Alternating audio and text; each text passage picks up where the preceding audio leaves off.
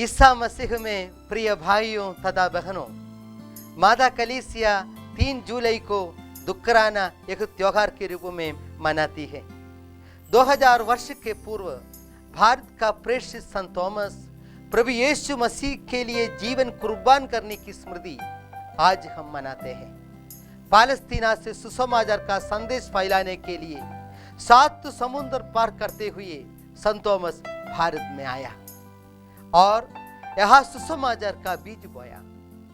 मेरे प्रभु मेरे ईश्वर एक विश्वास का प्रघोषण उनका जीवन का स्पंदन बन गया। मेरे प्रभु मेरे ईश्वर यह आप्त वाक्य जिंदगी में साक्षात करने के लिए उन्हें अपने जीवन को वैरियों के भाले पर गंवाना पड़ा। हम हमारे विश्वास का पिता के रूप में मानने वाले प्रेरित संत थॉमस के विश्वास, ईश्वरीय अनुभव और धैर्य हम सब के लिए एक नमूना है। संत योहन के अनुसार सुसमाचार 11वां अध्याय में लासुस के घर की ओर प्रवास में भयभीत साथियों को आत्मधैर्य देने वाला संत थॉमस को हम देखते हैं। 20वां अध्याय में उद्दित प्रभु यीशु मसीह को व्यक्तिगत रूप में देखकर, स्पर्श कर, पहचान कर अपना ईश्वरीय अनुभव और विश्वास उन्हें प्रकट किया। आज के सुसमाचार में हम देखते हैं कि प्रभु मसीह प्रेरित संत थॉमस को एक उत्तम विश्वासी बनने का बुलावा देते हैं। यही बुलावा आज हमें भी दे रहा है। प्रभु बताते हैं, अविश्वासी नहीं बल्कि विश्वासी बनो। सभी युवक युवती, माता पिता, पति पत्नी और बाल बच्चों से प्रभु यही आह्वान करते हैं। हमें अविश्वासी बनने का हर कदम शैतान हर पल लेता रहता है।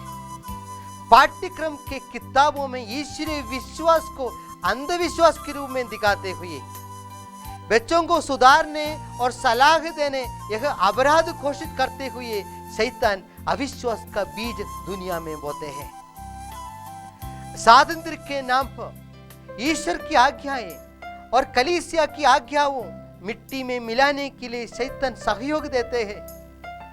जब दारू पीना, व्यभिचार, स्वर्ग भोग, गर्भचित्र आदि कानून के अनुसार आज एक अपराध नहीं है, तब विश्वास का संरक्षण दूर की बात है। जब जिंदगी में कठिनाइयां, गरीबी, बीमारी, कोरोना जैसे महामारी आते हैं, तब ईश्वर का अस्तित्व नहीं है और यह निष्क्रिय है और प्रार्थना फलशून्य है और धार्मिक जीवन का कोई महत्व नहीं है।